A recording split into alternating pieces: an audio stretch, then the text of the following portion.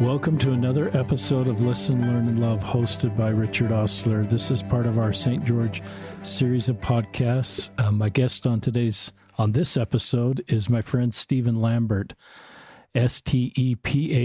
I always like to get Stevens done right and get that spelling in all our listeners' minds. Welcome to the podcast, Stephen. Thank you. It's good to be here.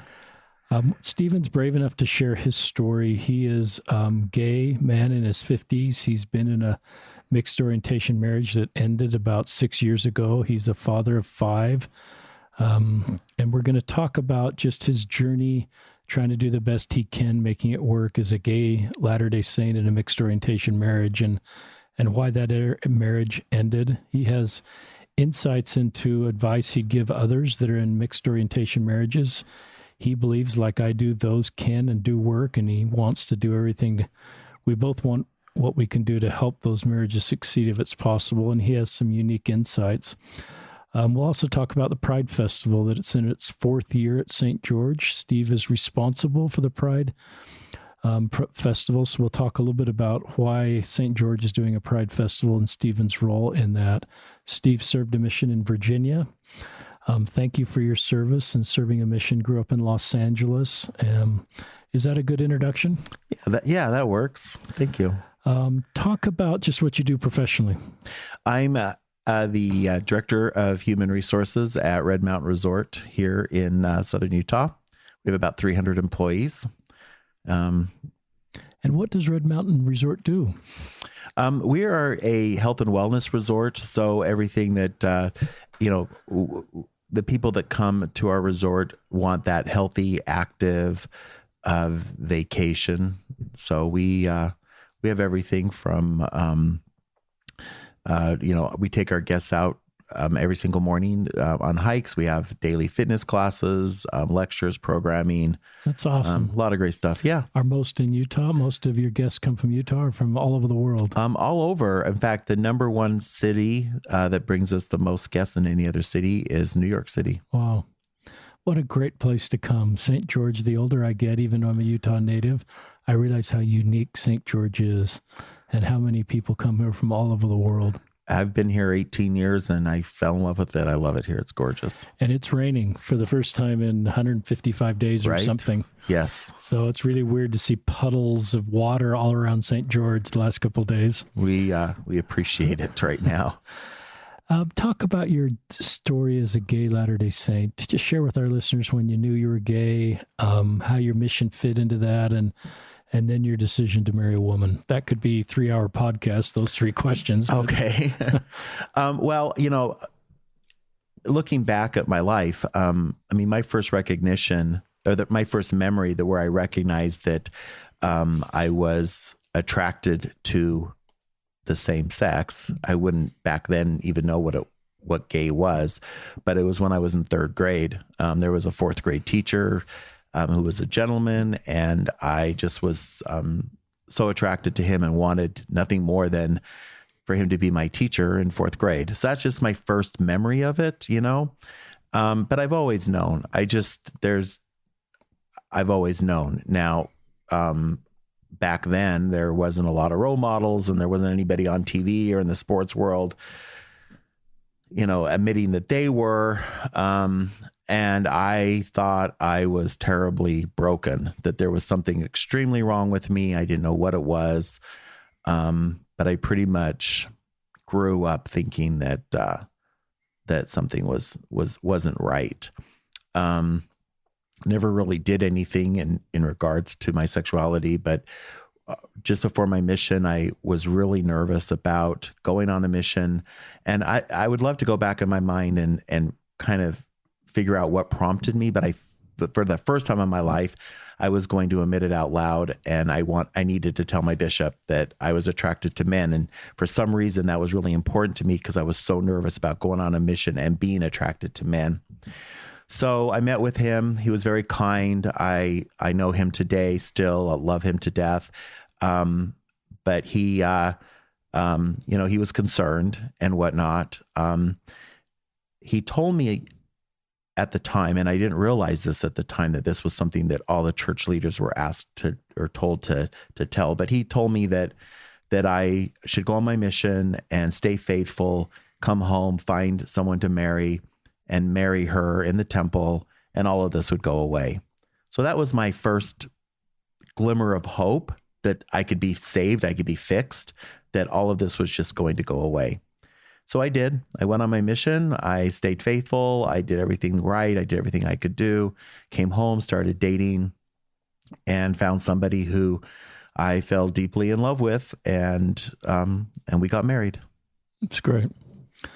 I do recognize that as I'm learning more about this space, Stephen, that is what the church said to members of the church with same-sex attraction, is to get married, and that this would go away. And I recognize that a lot of faithful people went into marriages with that mentality, that some of those marriages have obviously not been able to survive. And so I recognize that complexity in your life versus pointing fingers at you. It seems like you were trying to do the very best you could. And we're going to talk a little bit about how this was eventually really difficult for your former wife. Did you come out to your former wife in the dating process, or why you were married, that you had same-sex attraction? No, I didn't. Before I was married, well, I was told not to tell anybody or not to discuss it, that it was not to bring it up, not to verbalize it. So I didn't. And plus, along with that, it was a non-issue, because remember, I was going to get married. It was all going to go away. So it didn't matter, and I honestly believed that. I was excited for that. Then after I was married and time went by and I realized it wasn't going anywhere, I didn't say anything to her. I didn't really, I guess part of me I was scared to death to say anything. I didn't want to lose her. I felt a great responsibility toward her and my children. But the other thing is I guess I didn't think it was an issue, because it was my problem, my handicap, it just didn't matter. I thought I was doing really good as a husband. I thought I was, a great husband. So it just didn't matter to me. Unfortunately, that wasn't true, but in my mind at the time, that's how I felt. Yeah.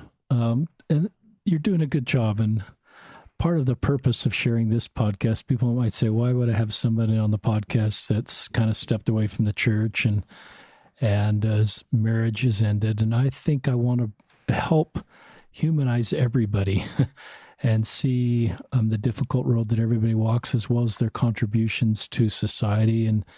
And your just thoughtful contributions before we visited to want to help others because of your own personal journey and your respect for the church and other people who are on different paths. And so I think our listeners will learn from you. I'm going to learn from you and gain insights into how to help my fellow brothers and sisters wherever they are. I hope so. Because of listening to somebody like you that's walked a pretty unique road without a lot of owner's manual, a lot of direction, and continues to walk that road in some respect. So talk about, it sounds like things are good. Just talk about why eventually your marriage ended.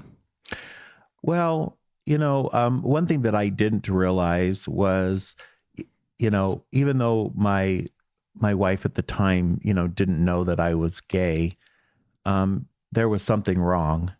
She could tell. And I don't want to put words in her mouth, but, there was something very wrong. I mean, I wasn't that normal, husband who was, I guess, I don't know. There just was something missing, and she could tell. She just didn't know what that was. And I think that, after 25 years of marriage, we were actually married 27 years, but after, the first 25 years of marriage, she just started to realize that and started to step away emotionally, even though she didn't know really why. And when I did finally tell her and came out to her, she, I guess, realized, she told me at the time that she was grateful to find that out, because, she personalized everything that she she internalized it as her problem, where it was in reality my problem. And so I don't know. It just kind of, there's probably a lot of factors involved, but it just kind of fell apart. And I ended up telling her at the end, and that was a hard thing for me to do. And I still feel bad about the trauma that I caused because of that. That's honest. And I'm tenderhearted. I don't want to put you back through that trauma and relive difficult days, and you're bravely sharing some of that. But I'm not a marriage and family therapist, but I recognize that probably what you said your wife was feeling was what she was feeling, that recognizing something wasn't right here, and then assuming the problem was with her. And so I recognize that your empathy for her, understanding that, and now you coming out as gay in some ways was healing for her. Perhaps neither of us can speak for her, but it just I hope helped. It is. I hope so. And no one wants a marriage to end. No one starts a marriage with the goal to have a marriage end. But it's the reality of some situations. And so it's, what do we do going forward to keep the family circle together and do the best we can going forward? Talk about just define what a mixed orientation marriage is for our listeners. A mixed orientation marriage is when one of the partners is attracted to the same sex, and so you may have a straight wife and a gay husband, but they're married anyway. Yeah. We talked beforehand that we both realize that some of those marriages and many of those marriages work. I don't know the numbers. I don't know the statistics. I've done enough podcasts with people in mixed orientation marriages to recognize those can be beautiful love stories and really work, but they take work. And what advice would you give to couples in a mixed orientation marriage, Stephen, that really want to make them work? Well, and do you agree that some do work? Yeah, I mean, I see that they work. I mean, they may not work by somebody's standards, but by their own standards, they're married. They seem to be okay. I have friends that are in these mixed orientation marriages. They are difficult, for sure. I think the most important thing is that both partners know that if there's a mixed orientation marriage that one of the partners doesn't realize that that's what they're in, because they don't know their spouse is gay or a lesbian, then that can cause so much pain. I know this firsthand. So I think the first and most important thing is that both partners fully know and understand what's going on. And I also think that, that I had a friend of mine who had just been married probably 2 or 3 years. And it was kind of interesting because he came up to me after he was in my ward, and he came up to me and said, "Listen, I want to talk to you." He says, people always talk to, and this had nothing to do with the fact that I was gay, but the fact that I was getting a divorce. And he basically said, what advice do you have for a young married guy to have a successful marriage? And I said, well, that's kind of odd that you're asking a guy who's going through a divorce. And he's like, well, that's why I'm asking you, because you have a different perspective. And I looked at him, I said, my first advice to you is to get counseling. Get counseling before the marriage is broken. I think that marriage counseling would be an amazing thing to get from day one, just to make the marriage with the intent of making the marriage stronger.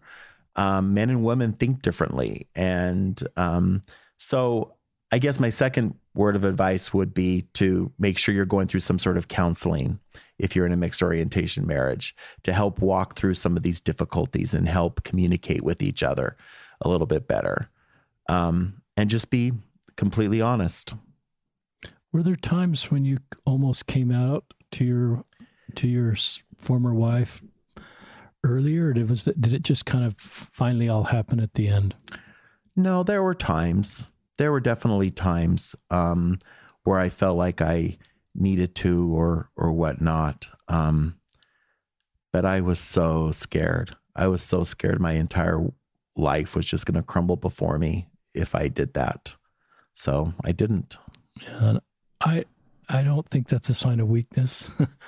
I think that's just a sign of the practicality of the situation.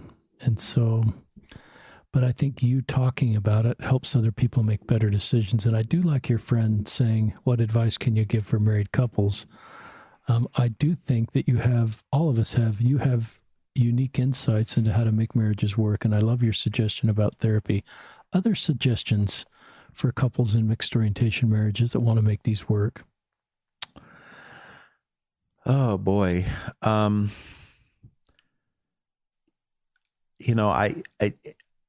guess, listen to yourselves and, to each other instead of listening to outside forces. I know there's a lot of people who are against mixed orientation marriages and feel like that one of the two are not doing themselves, they're doing themselves a disservice. At the same time, I mean, that's your life and nobody can judge your journey and what's good or right for you. So don't listen to outside forces trying to persuade you to do one thing or another, or think that you are, you're, doing something wrong. Just, listen to each other, be honest with each other, and communicate with each other, and make it work. I mean, no marriage is easy. Every marriage takes work, and every marriage has tremendous challenges. And so, it's just deciding, it's a decision between the two of you. How do you feel about a unmarried, what advice would you give to an unmarried gay man or woman that is thinking about a mixed orientation marriages and feels like that could work? Oh boy.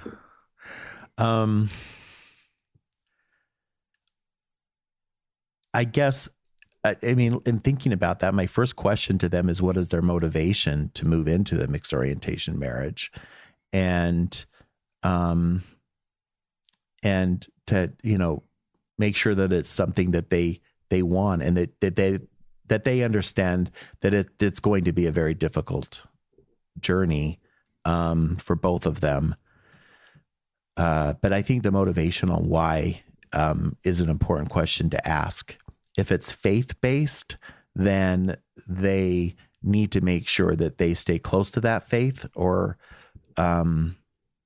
if it's social-based, then again, are they doing it because everybody else thinks it's the right thing to do, or are they doing it because they think it's the right thing to do? So just like I mentioned that don't listen to anybody else on, that are saying that your mixed orientation marriage won't work or shouldn't work, and you shouldn't be in it and you should get out of it.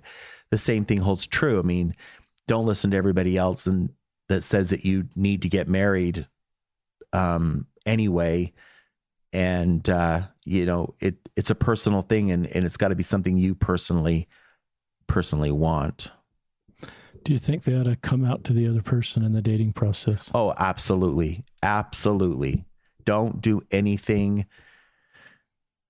Yeah, absolutely. I mean, be honest from day one. Yeah, that would be my advice too. And I recognize you didn't have access to that advice, Stephen, when you were dating. And I think that's where we've improved as a society and as a church.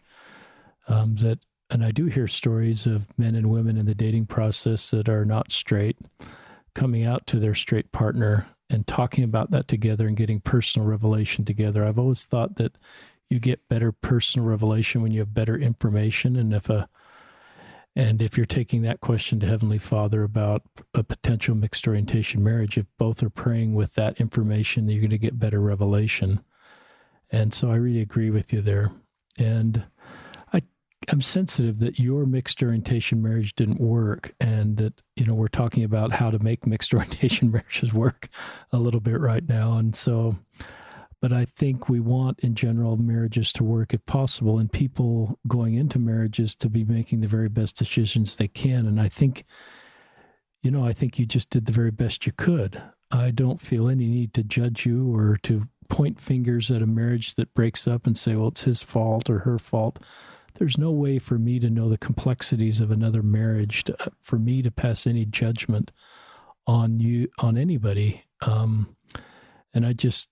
the best way I can do is I just leave that at the Savior's feet and keep people in my circle and try to do the best we can to help people going forward. Are you okay with that, or any thoughts on that? No, that sounds perfect. I described you as stepping away from the church. Is that accurate? Yeah, that's accurate. And did that happen with your marriage and divorce, or did that happen before or after? I would say that, that's a really tough question.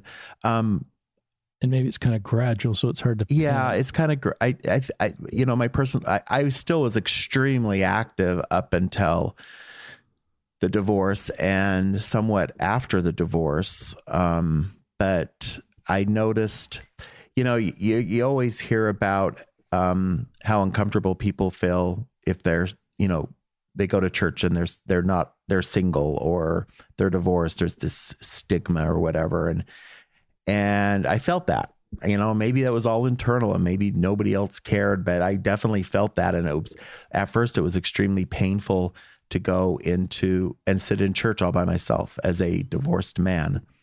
It wasn't a place of comfort anymore to me.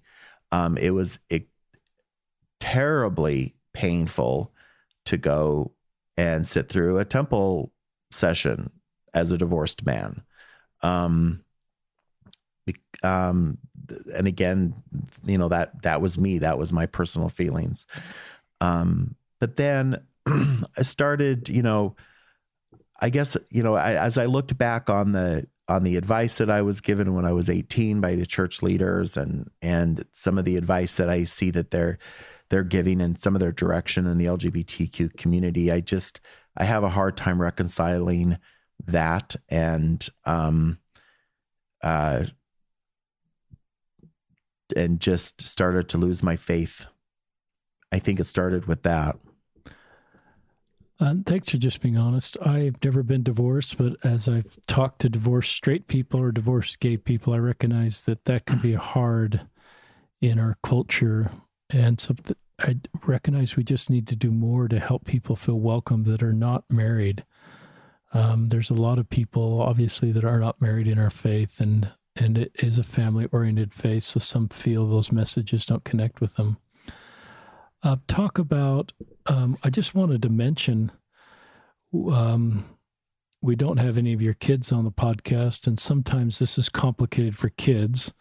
We've done a few podcasts of kids I call the name of the podcast, Straight Kids and LGBTQ Parents. And they're episode 87, 94, 111, 197 are episodes of other LDS kids that have gay parents talk about how they're managing this road. The last one we did was a guy named Mike Ramsey, who wrote a book that's published by Cove Fort and now at Deseret Book called My Dad is a Muslim, My Mom is a Lesbian, and I'm a Latter-day Saint. And he talks about, and I don't know if are you aware of that book, Stephen? I am not. That sounds interesting. And he talks about basically having two moms. His dad was out of the picture very quickly. His mom ended up having a life partner, female, and he just shares, what it is like to grow up with two moms. And there was some difficulty in that, but he's active LDS, served a mission, and he loves his mom. And his mom is lesbian, and his mom has a life partner, and his mom has stepped away from the church, but Mike has not cut his mom out of his life, nor his kids' life. And I just love what Mike taught in that podcast. So this can be complicated for your kids. We don't have your kids on the podcast. And that's one of the other angles of this is, what do you do if you've got an LGBTQ parent? That can be, and especially if they've gone through a divorce. So I encourage any of our listeners to try to hear stories and sort of help navigate that road. Do you want and I know the answer ahead of this question. Do you want your kids to leave the church with you, or are you fine with them being in the church? Well, of my 5 kids, 2 of them have left the church. Then 3 have not. And of course not. I want them to be happy, and I support them in whatever makes them happy and what they feel good and right about. And, we all have support systems, and we all have places of comfort, and we all have belief systems, and that's a very personal and individualistic thing. And I wouldn't want to impose my personal belief system on anybody else, nor do I want, them to do that for me. And so I am happily supporting my children that are still active in the church. Yeah. And I admire, I think sometimes our life story, we want others to follow that same life story. And so I admire I call it your maturity, Stephen, is that you honor everybody's path.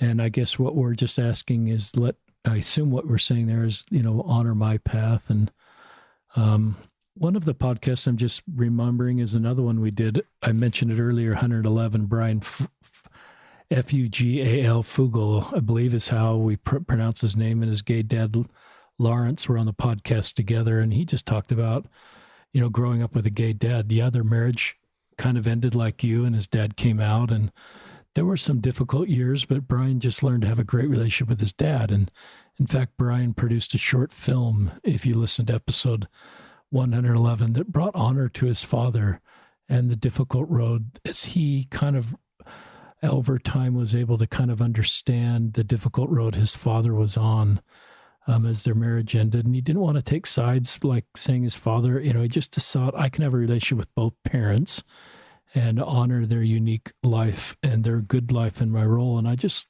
loved what I learned from Brian. Brian got teased a lot. He said, well, the apple doesn't fall very far from the tree, meaning Brian's going to be gay if he's a gay dad. And so you had to navigate some of that. But that's, even if Brian were gay, I don't think we should, think of Brian in a less light. He's straight. He's active in the church. But some of this was just interesting to hear Brian being the son of a gay dad, that brought a lot of understanding to me. Any thoughts on that? Or, well, I'm in a great situation with my children. I've got 5 absolutely unbelievably amazing children. I'm very, very lucky and very blessed that I have them in my life. My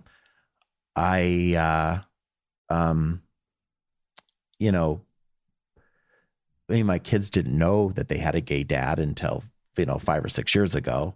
And so, it wasn't like they were raised by, someone that they knew was a gay dad. However, like my one son, my 3rd child, when I told him, when I came out to each one of them individually, and when I told him, he just looked at me and he's like, well, you're still dad. Nothing's changed. And those were the sweetest words that I could have ever heard. And my kids have been very supportive. We don't agree on everything, obviously. I don't think any parent and child does. But my kids have been very supportive and very loving. My youngest son, who's going to the University of Utah, just sent me something this morning, wanted me to look at it. He had to write a paragraph or 2 for a psychology class on discrimination. And he says, I don't feel like I've ever been discriminated against, Dad. So I wrote it about you. How does this sound? And it was very thoughtful, great, and very kind paragraph. And so, I'm very, very lucky as far as that's concerned. And I feel like I've got a very good relationship with all of my children. Advice for other fathers that are coming out to their kids. Wow. Or moms that are, I guess, any LGBTQ parent that's coming out to their kids. I would say this advice is good for any family member, whether it be your child or your parents or your siblings. And it was given to me by a really good friend of mine when I started to come out. he said, you have to realize, Stephen, that you have been dealing with this, processing this, coming to terms with the fact that you're gay for 50 years now.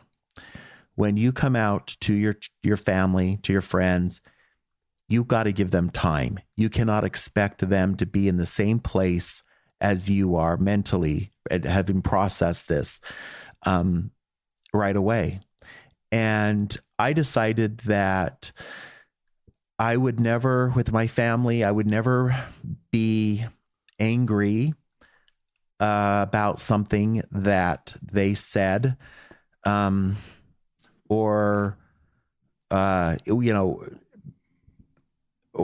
did, because I had confidence that they loved me, and that if they did say something, it was based, or it came from an area of love. And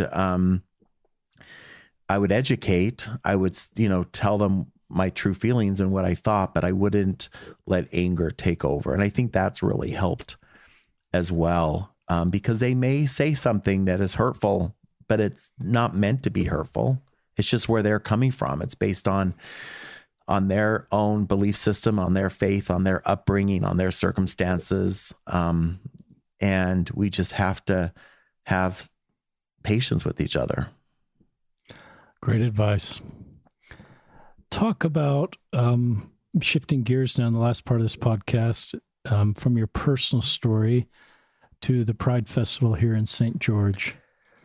Introduce that to us, your role and what you're trying to accomplish.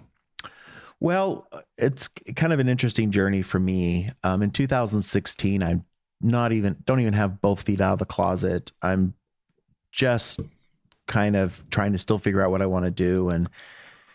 And a friend of mine who is in part of the LGBTQ community approached me, and he told me that there was a group of high school kids that really wanted to do Pride down here in St. George. It was right after the Orlando shootings. They were scared. They were on edge, and they just felt like they needed to have this show of support. And he knew that I had event experience, both the community event experience and through my professional life. And so he asked me if I would help. And so basically within 10 days, me and another group of adults helped these kids put together this very first Pride in 2016. And there was about 1,000 people that showed up. It was later that year that I was asked by this same friend if I would help him co-chair Pride for 2017, that we wanted to keep this going. And I said, yes, I'll do that. Halfway through the year, he dropped out because of personal reasons. He ended up moving. And so I was kind of just left there holding the bag. And there were times where I just forget it. It doesn't matter. I don't need to do this. No one will even know. It whatever, because it was going to be a lot of work and a lot of pressure and whatnot. But then the thoughts just kept going through my mind. No, we've got to keep doing this. No, this is important. And so we've done it again. We held another Pride in 2017, 18, and 19. I helped form a nonprofit group, Pride of Southern Utah. And the reason why I think it's so important is, I've kind of made it a goal in the second half of my life that I want to be the person that I needed at that age, whatever that age may be, whether it be, 14 years old and trying to figure out, what's going on, or whether it be a 45-year-old just coming out of the closet and need somebody. I want to be the person I needed at that age. And so the Pride of Southern Utah is all about, support, community, family, understanding, learning, growing, loving, and helping the community at large, the entire community of Southern Utah understand better that we as the LGBTQ community, we're your neighbors, we're your friends, we're the people sitting next to you in church, we are the people that are serving you or that you're serving us in our places of business. And we're the family down the street. And I think that there is a lot of, good to be had there. And that's our goal. That's our mission.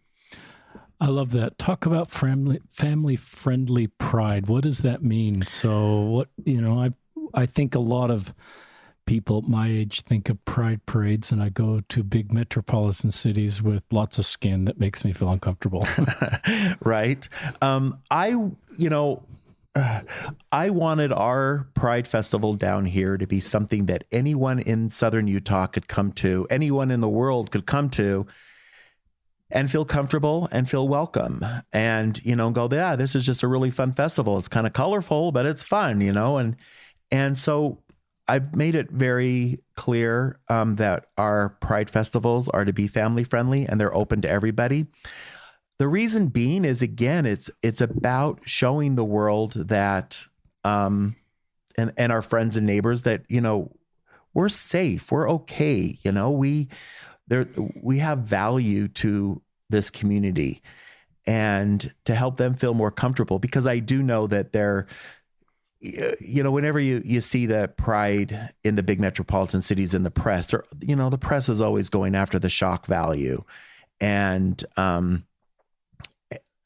wants to stir up controversy and whatnot. And so people do have some misconceptions about what pride is and what it means.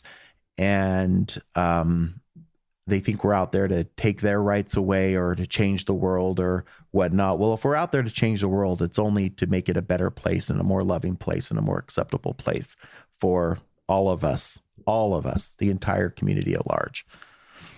And are there booths at the festival, Stephen? Oh, yes. Uh-huh. In fact, it's kind of a booth. If I went to the Pride Festival, what would I see? Well, at this last Pride Festival that we actually had a whole section that had booths for from all the different or most of the different state and national parks. It was our outdoor zone. So everyone from Zion to Bryce to the Grand Canyon was there.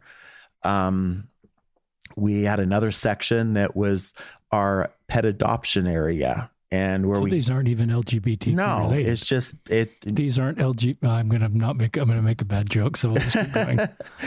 And then also we have, so there's different commercial businesses that are there. They're selling goods, but then there's also a lot of support services that help with the LGBTQ community. Everything from the LGBTQ Chamber of Commerce that's here in Utah to support services that deal with the legalities. Like Equality Utah has a booth there, and Equality Utah has done amazing wonders in this state for the LGBTQ community and in making sure that we have our equal rights. There are health clinics there to help people know where they can go for that are LGBTQ friendly health providers and whatnot. So a lot of support services as well. And how many came in 2019? Do you have attendance? We had well over 3,000. I like to think was about 3,500 people there. So that's triple from 2016, first year. Yes. And we actually tripled our vendors' participation in 2019 over 2018, which I think is amazing because it's showing that there is more and more support. And are you getting criticism in the community for holding a Pride Festival? Oh, yeah. Here and there, we always see that coming through on social media and whatnot. It's nothing too concerning. I personally, it's from an organizational standpoint, I like to see the protesters because to me, that shows that this is something that's still valid and something that we still need to do. To me, every time the protester shows up, it's proving why we do this, and it's, there's still people out there, which tells me that that are negative, which tells me that there's still work that we need to do. I like the word pride. is a word in the LDS Church that has, if we did an unaided awareness test, I think some members of the church would be nervous about that word, and some people would be fine with that word. I think it's a word that has a lot of different meanings, so it can be kind of a triggering word. And when I hear, so I'd invite the listeners to not get triggered by that word until we kind of talk about what we're saying in a Pride festival. To me, and you can, to me, this is just showing support to a group of people. So it's not like, it's not some interpretations of the word pride. I think we should all be proud in how God created us, straight or LGBTQ. We should all be at peace with who we are. And so to me, those are just principles of humanity. And so I think for groups that have historically been marginalized, they will sometimes raise their voice or form community to just create community to help them walk their road in an appropriate way. Any thoughts on that? Yeah, well, you talk about the negative use of the word pride. I think the negative use of the word pride is when a person is prideful, and which makes them feel like that they are better than others, and don't need others. That's how my interpretation of it. When we're talking about, the LGBTQ pride, we're talking about a community who has been marginalized, and a community who has been criticized and shown a lot of hate throughout history. So pride is about being able to come together as a community and stand up for who you are and be proud of your existence, of who you are, and not, being proud instead of being shameful. I think that's the difference. I like that. What would you say to people that say, well, I don't need to tell everybody I'm straight. Why do you need to tell everybody you're not? I don't feel like I need to tell everybody I'm not straight. That's a good answer, Stephen. I don't feel that way. I think that it's, I think sometimes it's obvious by the way a person acts, or by the way a person, it's just their personality, I should say, and that's okay. There's nothing wrong with that. But I don't know. I don't know what the answer is. I guess that's very individualistic on why someone feels like they should tell people that they're gay or not. I think that most of it just comes to this underlining need that we all have to be accepted and loved. All of us need that. And I think that we need to be, happy and proud of who we are, whether it be that you're gay or whether it be you are a University of Utah fan. We all have things that we're excited about and about who we are and what we believe in. I don't know. I like your answer. It's a good answer. Do you ever think a Pride festival runs its course and is no longer needed in society, as LGBTQ people are just accepted for who they are and are fully integrated in society? Or do you think they'll always be? I have a dream. That would be amazing. I don't think we're there yet, though. We're not there yet. I agree. We're not there yet. But again, what's wrong with having a celebration once a year? Utah does it for, Pioneer Day. That's a celebration that happened, from something that happened, 100 plus years ago. And so, we have celebrations every year at Christmas time or Hanukkah, or, there's nothing wrong with having a celebration to celebrate your community, whatever that community might be. And so, will there always be a need to have pride? I hope not. Will there always be a reason to have a Pride festival? I hope so. Great answer. I love that answer. And how would you, sometimes I pick up initiatives sort of like a straight parade, or have you picked up some of those instead of a gay pride parade, a straight parade? Yes. Or a synonym of this would be, hey, if we're having pride festivals in St. George, we should have a straight festival. Any thoughts on that? Well, there was a big thing this year about, having I believe there was a straight pride in Boston, I think it was, somewhere back east. My only question would be the motivation behind it. And I believe that the individuals that organized this, it was more of a dig into the LGBTQ community than a show of pride of who they are. It was more of a way to slap the LGBT community in the face, And so again, it just goes back to the motivation. It's a great answer. Yeah. And so a pride festival in St. George is about supporting LGBTQ people. It's the motivation is to help LGBTQ people make their way forward and feel like they belong. It's not meant to be a slap in the face to straight people. It's not an anti-straight festival. Absolutely not. And so your point about what I think it's Boston too with the straight pride parade is the motivation. Very insightful comment. Mm-hmm. I'm writing a book as I've shared with my listeners, and one of the chapters, this book will be out next fall, is just myths, all the myths that we sometimes say, and then why I think they're myths. And one of the myths I've written here is, I just want to see if you want to take a stab at this one, is talking about LGBTQ in school or home will make more LGBTQ people. Or even having a pride festival. If we're talking about this in home or school on TV, we're going to have more people be LGBTQ.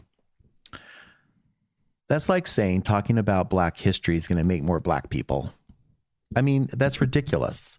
This is something that we don't choose to be a homosexual. We don't choose to be straight. And, talking about it may make some people more uncomfortable because of whatnot, but how do you become more comfortable with something that you're not uncomfortable with? Is by talking about it, by being educated, by realizing that, hey, this is just the way it is, and it's absolutely ridiculous theory. That's my conclusion. And some would say that more people identifying as LGBTQ, which is happening with our youth, is a sign of Satan's increased influence on them, confusing them into being LGBTQ. And I just don't believe that. I believe that what it is that it's a good thing, because what it's doing is it's protecting kids from living a life of silent misery like the individuals in my generation lived, of growing up thinking that there's something terribly wrong with them. I don't believe that the percentage of LGBTQ, or I should say people, let's say homosexuals. I don't believe the percentage of homosexuals is increasing in humanity today. It's always been whatever percentage it is. I just believe that the awareness that the LGBTQ community is receiving is helping those that were born as a homosexual to have more confidence in being able to live their authentic life. I agree with you, and I believe that's a maturing of society versus an example of society going the wrong direction. And exactly. So the Steve Lamberts that are 16 right now and 17 and 14 or in the third grade are going to be able to just be in a better spot emotionally, spiritually, to make better decisions because who they are, they're able to come. I think part of coming out is coming out to yourself, and what people have told me, and they're able to come out to themselves earlier and to make better decisions going forward in life. And so I agree with you. This isn't a sign of the society going the wrong direction. I think it's a sign of society maturing, just like we have around other difficult social issues. You know, One of my dreams is that one day when a child comes home from school and says, "Oh my gosh, Mom, I met somebody so cute today," that the mother would look at him and go, "Well, what is their name?" And then whether the boy says it's Lucy or it's Samuel, the reaction will be exactly the same. That this whole idea of, the coming out process will be a thing of the past. It will be a no big deal. And that, the future generations will kind of look in astonishment at what we had to go through back where we're living today. And I think we're getting there. It's obviously a lot better now than it was when you or I were kids. It's just still not there. I agree. I love your vision. And I think of a sister movement. You'll tell me if this resonates for you. I was reading a book by Brene Brown talking about the hashtag Black Lives Matter. And she made the point that Black Lives Matter is a movement to bring Black people back into moral inclusion. And so I recognize that it's not fair for me as a white guy to decide if Black Lives Matter is needed. I need to listen to my Black friends to see how they feel. And when they feel they've been brought back into full moral inclusion, then I understand the need for Black Lives Matter. If I say just all lives matter is a hashtag that works for me as a white guy, I may be invalidating an experience of another race of people. Any thoughts on that? Well, of course, all lives matter. I mean, that's just a no-brainer. And I think it's derogatory for someone to say that in reference when people are saying the Black Lives Matter. And I totally agree with you in that we, as a white privileged person who has not experienced what a person of color has experienced in their life, we have absolutely no right to say anything negative about that movement. Just like a person who is straight has no right to say that pride doesn't matter, or that it shouldn't exist, or it's no big deal, or whatnot. Unless you've walked in those shoes of that minority group, we have no way of really understanding what it's like to live in that life. Yeah, I agree with that. And I look at Christ's example. I look at all these New Testament parables now, Stephen, since I've stepped in this space, and I think, those parables are pretty timeless, and I think they're meant to exist for our day, to give us doctrinal foundation on how to manage some of these more complex issues. But Christ was with everybody that society said he shouldn't be with. It was shocking to the Jews of his day sometimes for Christ to be with who he was with. The Canaanite woman, Zacchaeus, the tax collector, there's example after example. And so I look at that and I think, what's my responsibility then as a privileged Latter-day Saint to reach out and help others that are on the margins? And so that gives me doctrinal foundation to sort of walk into this space and try to reach out. To me, I think the gospel of Jesus Christ needs to work first for the most marginalized. It works really good for me, Stephen, because I'm not in any real marginalized group. I may be as a Latter-day Saint, as a marginalized religion at one point in America, but that's really past. That's for our listeners. That's the way I look at, my responsibility as a Latter-day Saint is the gospel of Jesus Christ going first to those that have the hardest road, that are the most marginalized, and saying, what can I do to help them feel welcome and belong? And I recognize right now for a lot of LGBTQ Latter-day Saints, they just don't feel welcome. And I think we're making progress, but I recognize many step away. And then when they do, I just keep them in the circle of my life. I just leave any judging the Savior's feet and say, my doctrine is that you are a son of God. You're my spiritual brother, Stephen, from the pre-earth life. And we both fought for the same cause up there. We fought for the Savior's plan. Maybe you helped me follow the Savior's plan in the pre-earth life. I believe in that doctrine, but I believe we're spiritual brothers. We have the same heavenly parents. And So I don't look at you as an us versus them. I just look at you as my brother. And then I think, what's my responsibility to help understand your unique road? And that's why I like Pride Festival, because it gives me a way to better understand your journey and gives me better insights and to better meet the needs of a group of people that I don't know very much about. Are you okay with all that, or any thoughts to that? Or Yeah, no, I'm okay with that. I hope that you come to our next Pride Festival. We'll tell our listeners when it is. Well, it'll be the third Saturday in September. And that's a great time of year in St. George. It's perfect time of year in St. George.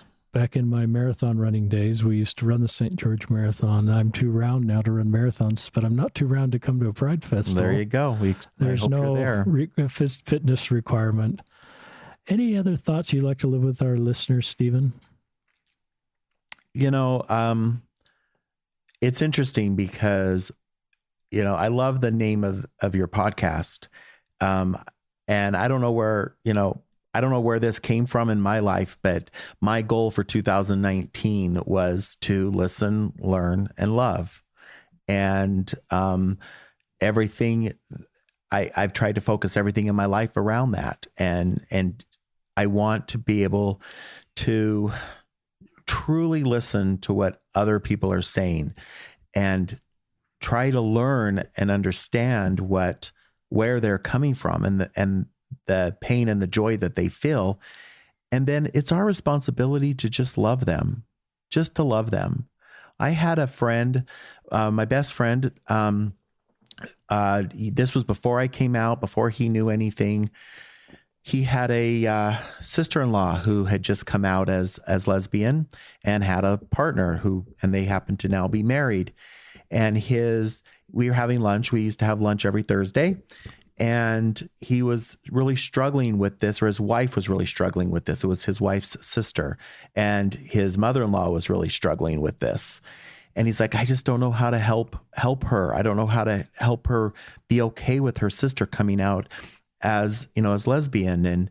And I said, the only thing that she can do, her only responsibility is to love her. That's it. That's her only responsibility. Love her. Of course, there's going to be things that she disagrees with, but her responsibility is to love her. And I honestly believe that we need to replace our misunderstanding, our anger, our hatred, or whatever it might be with love. And if we can really focus on the fact that each one of us are very unique human beings, and we're never going to understand other human beings fully, that's not our job. Our job is to love. And if we can't love them, then we need to look internally and ask ourselves, why can't I? Why am I having this anger or this hate or this disgust? And really do some self-reflection. And hopefully in the end, we can just learn to love. I love that. And I do feel the name of this podcast was inspired. It was my personal journey to understand LGBTQ people. Had to be willing to listen and had to be humble enough to learn and be willing to put aside prior assumptions or conclusions. And it has helped me better love. I have no perfect love casteth out fear. As I sit across the table and knew you were coming and other LGBT guests, I have no fear of LGBTQ people. I just see wonderful people that are contributing to society, that are good parents, that are doing the very best. And yeah, there's some LGBTQ people in my life that are pretty negative influence, but there's some straight people in my life. Right. Exactly. And so to sort of pin that on one group isn't fair. So I love the Brene Brown quote, people are hard to hate, close in, move in, or close up, move in.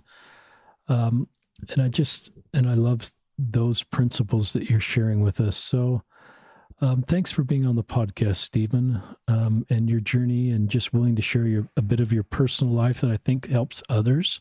It takes a bit of vulnerability and courage to share that. Those are sometimes not the most prettiest chapters in your life and not what you first hoped for, but I really appreciate you sharing that because it helps others, and what you're doing professionally and then what you're doing here in the St. George community.